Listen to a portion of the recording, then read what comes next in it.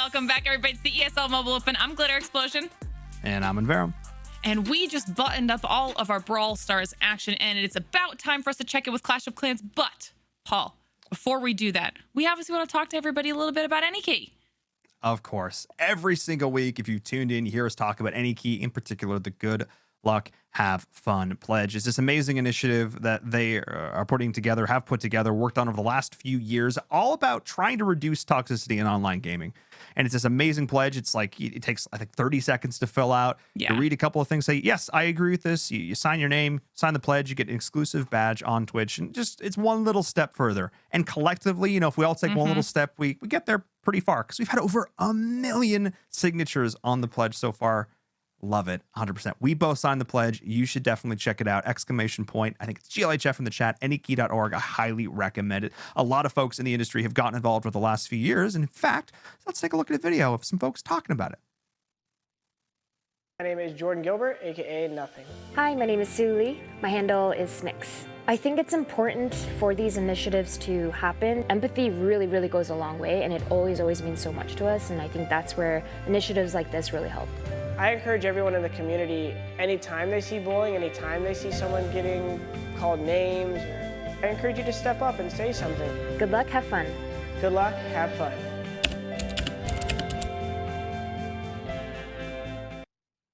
I mean, you guys heard it there first. You're hearing it from us. Sign the Good Luck Have Fun pledge. Reduce toxicity in gaming. I mean, diversity, inclusion. We love it. We love all of it. So thank you to AnyKey for an amazing cause. And thank you to you guys for joining with us. Now, we're going to be moving into Clash because once again, this was a hectic week, to say the least. They did not disappoint. It's like we talked, I teased it just a little bit in Brawl Stars, how close the action was. And it continues here in Clash of Clans. But not only is it close in Clash of Clans, things are changing in big ways. Best COC Esports, not there at the top anymore. Train Station Gaming and a few others. The Usurpers taking over that #1 spot. And of course, War Agency, Hydrogen up there as well. Swamp Donkeys, 20-year anniversary of Shrek. It feels so right. Love it. I mean, we have to call it out too, because I'm pretty sure, if I'm not mistaken, this is the first time where we've actually seen One Hive able to secure themselves a spot here on our first page of the leaderboards. And with their history here in Clash of Clans, I mean, that's huge. I mean, they're a Mobile Open champion right there. That's what I'm saying. Like, kind of living up to the expectations, because we have high expectations for some of these teams. So they've been around, they've competed in World Championships events, they've got players who competed on international stages before. So to be able to continue to put up that showing here is certainly important. But a lot of big names on this list, and it doesn't stop on page #2. They have a little baby Hive making it in there. Love it. As well as just, again, how close these scores are. And of course, teams like Coastal Clash, Zombie Doom. We talk about alumni here for the ESL Mobile Open. Look no further than those folks. Coastal Clash, 3-time finalist, Glitters, but unfortunately, no time champion. Feels bad. I mean, it's always a bridesmaid but never a bride type thing. You just have to snag your opportunity to become the bride. Coastal Clash, it's within reach. Okay, they're in a solid position right now, but all of this is just illustrative of what we have said so many times down the past for the show. So many names on this leaderboard that are past winners, past successful squads. What do you like? I just have this image of like Coastal Clash just like suplexing the bride like off the altar, just like, get out of here. Just Jaguar just up there, just super. Oh my God, the imagery. I don't know. It's something for sure. No, and it just goes to show that, like, from when we started, when competitive Clash of Clans back when we started this beginning of 2019, it was not as much of a thing as it is now. And now years in, we have all these established teams and these extended clan families as well. Because what's so cool about this, Glitter, is the support and infrastructure that you have when you have these really massive clans, these really top teams, these top players get to practice against each other. They get to practice attacks. They get to practice base building. They get to really refine what's working for them and how the meta is sussing out. And we talk about that. Things are changing in the meta. Super Troops coming in. I'm just saying. True. I'm just saying. So, look, there's a lot going on over the past week, a lot of great teams and a lot of great attacks, and who better to break it all down for us than Eric, back once again, a champion in his own right, here to give you all the insight Let's take a look.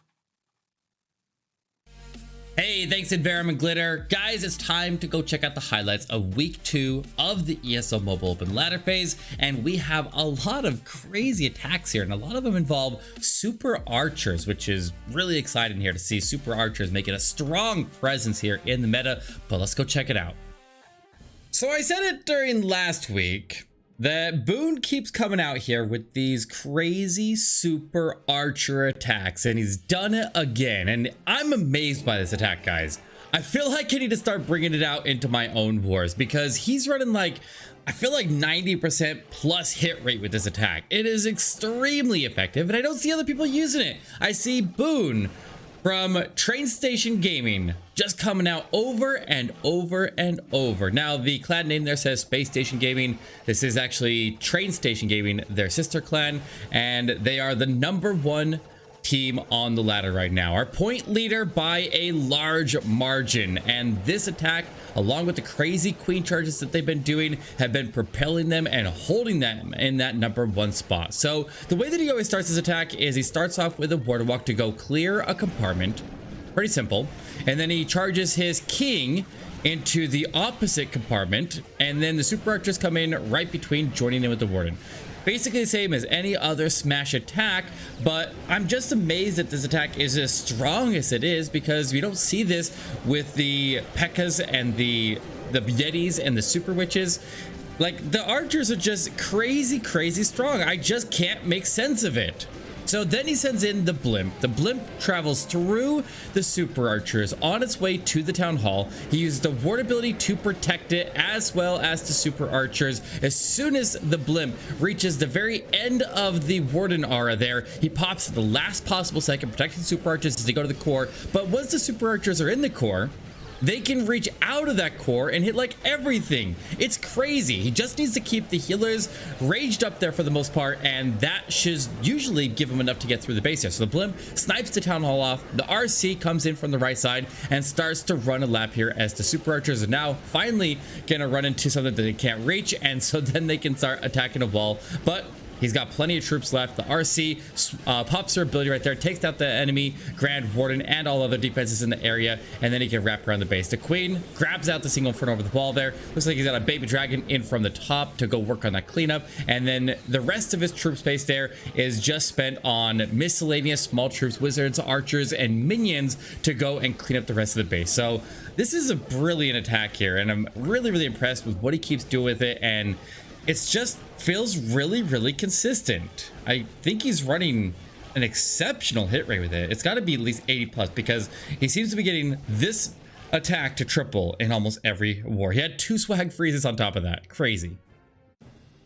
So I feel like we couldn't just show one of these super archer attacks. I mean, we have 3 overall to show, but the last one has super witches incorporated into it, and it's pretty crazy and definitely one of the highlights of the week here. So let's see him come in with another one here, starting off with the water walk, this one against Hydrogen Gaming, playing out of Red Atlas. They are the #3 on the leaderboards here.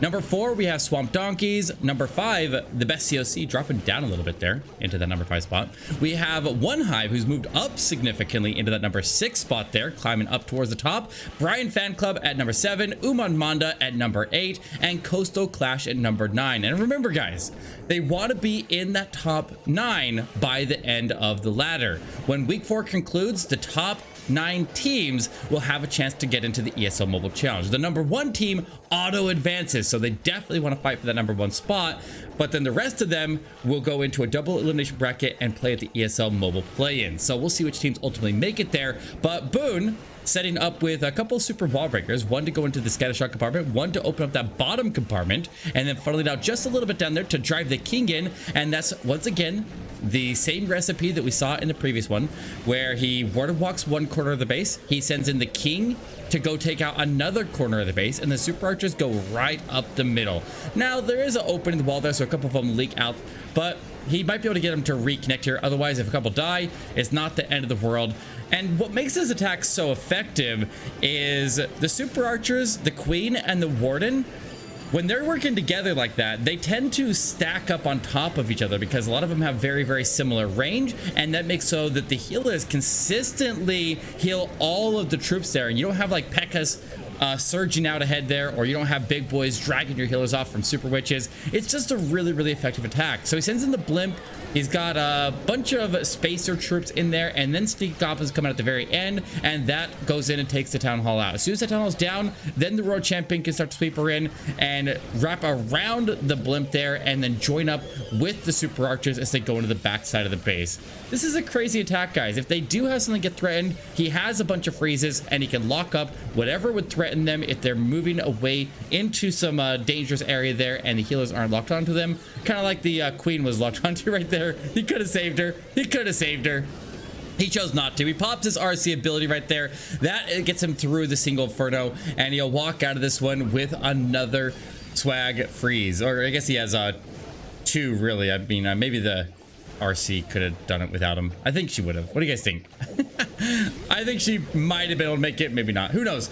But it is another triple here, and Train Station Gaming definitely on fire, and that's why they're our #1 seed. That's why they keep on grabbing all these highlights as we move through the weeks here.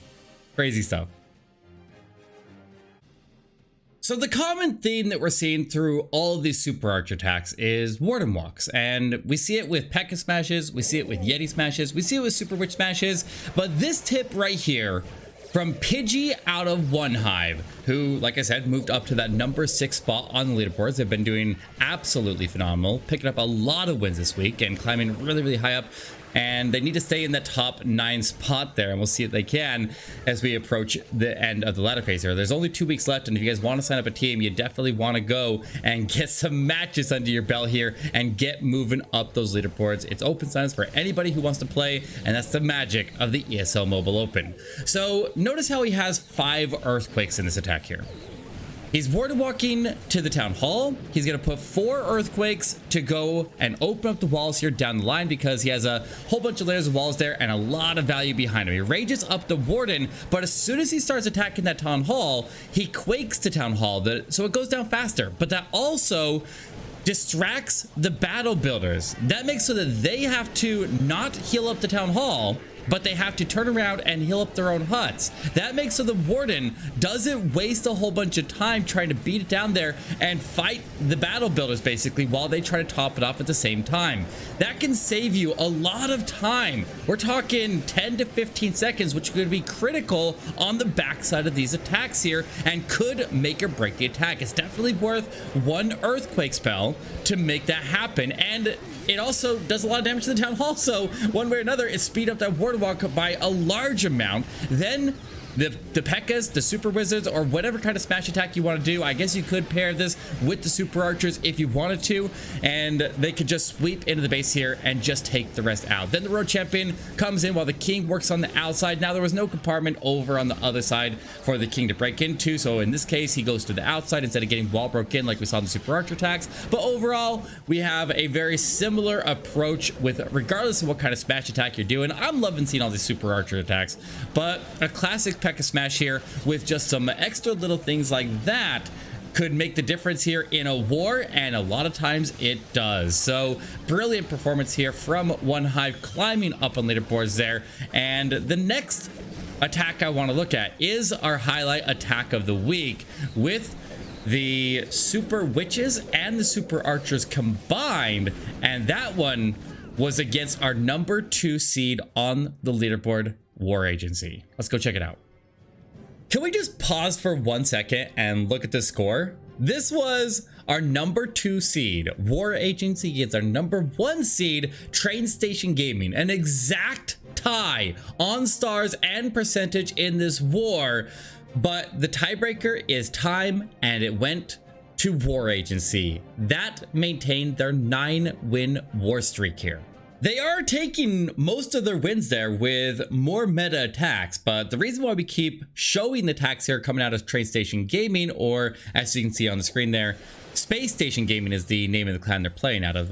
Their other clan with is carrying their namesake already qualified for the ESL Mobile Challenge, as they were the #1 on the ladder there. and got auto advanced in the first ladder, and they will be playing in the ESL Mobile Challenge, and we'll see if Train Station is able to get there and join them. But if they keep on busting out these creative, awesome attacks like this one here with 4 healers, 4 super witches, and 4 super archers, then they're definitely gonna be on their way. So he starts it with some lightning. Looks like he had 8 and a quake there, took out the enemy queen, got the eagle artillery, and he got a scatter shot. These anti 2-star bases are kind of all over the place there in the meta right now. We're seeing a lot of them, and they're quite effective at holding off a lot of these attackers. They definitely make people second guess, and it forces people to have to use the blimp to go take the town hall, and sometimes it misses if it doesn't go perfect. Like right here, the blimp is traveling through, and it has to carry the safest possible CC troops in there, which is usually a whole bunch of barbarians, like 15 barbarians, and then some sneaky goblins, maybe some minions at the end there, just so the last troops that come out aren't gonna get hit by a scatter shot and then end up killing the main troops there. Like, you got to have the troops die there and then have these sneaky goblins come in at the end after any tornado traps have subsided and all that, and so that they can actually take the town hall. So then at the bottom of the base there, the king surges around the corner there with his ability, and that drives most of the troops into the core, and like, he barely even funneled it, right? He just let the troops attack the walls, go into the core, and then just throwing the royal champion. She circles around the top. I don't know how this works. It was really weird, right? How does this triple? It's crazy. 4 super witches, 4 super archers, and only 4 healers. It looks like one of the healers have gone down at this point there, so there's only 3 left, but he's got the unicorn also working there to heal up there. The RC is able to take out the entire top edge of the base there and join up at the end there. Then he drops in all the cleanup around, and it's the age of the smash attack, guys. Like, if you aren't doing some kind of a smash attack, maybe you're doing something wrong. I personally like the Lalo attacks. I think the Lalo attacks are my personal cup of tea, and that's what I'm best with. But I feel like smash attacks, super archers, super witches, yetis, and P.E.K.K.A smash seem to be the best attacks in the game right now, and we'll see how the meta changes here as we go towards the ESL Mobile Challenge. But great performance here from the teams this week. We'll see some shuffling over the next few weeks here, but we'll see what happens. We're only in week 2 of the ladder, guys. So if you want to get involved, then definitely go sign up a team and come join the ESL Mobile Open and climb to the top of the ladder and maybe qualify for the ESL Mobile Play-ins and then the ESL Mobile Challenge. All right, and Verum and Glitter, back to you guys at the desk. Okay, I was not lying when I said there was a lot of action this week for Clash of Clans. Now, the Boon. We got to talk about Boon a little bit here. Okay? Not 1, but 2. Unstoppable. Special. I mean, Eric was talking about it, but like, he has just this super archer attack that other people aren't using necessarily the same way, and it works for him every single time. He's got a crazy high success rate with it, and Train Station Gaming, obviously our #1 team, like, going very well for them. And again, it's part of, obviously, again, hugely skilled individuals, but they're part of this really strong clan family. It's this idea that, iron sharpens iron, that you're playing up and against, you're practicing with the best. That's how you're going to be the best. That's how you can beat the best. That's part of the reason we're seeing them up there at the top of the leaderboard. They also want to make sure they don't have to worry about the play-ins at the end of this ladder. They want to qualify all the way in with that #1 seed. They want to join their other roster up there in the ESL Mobile Challenge in Boone, putting up some ridiculous performances to try and help them get there. But that's Clash of Clans. That's ready to go, done and dusted. I'm looking forward to next week's as well, because things are going to start to get very spicy over in that direction. But a game that's already heated up quite a bit, of course, is PUBG Mobile, which we're going to have up in store for you next. We're going to head to a short break. When we come back, Hot Jukes is going to break it all down. See you in a few.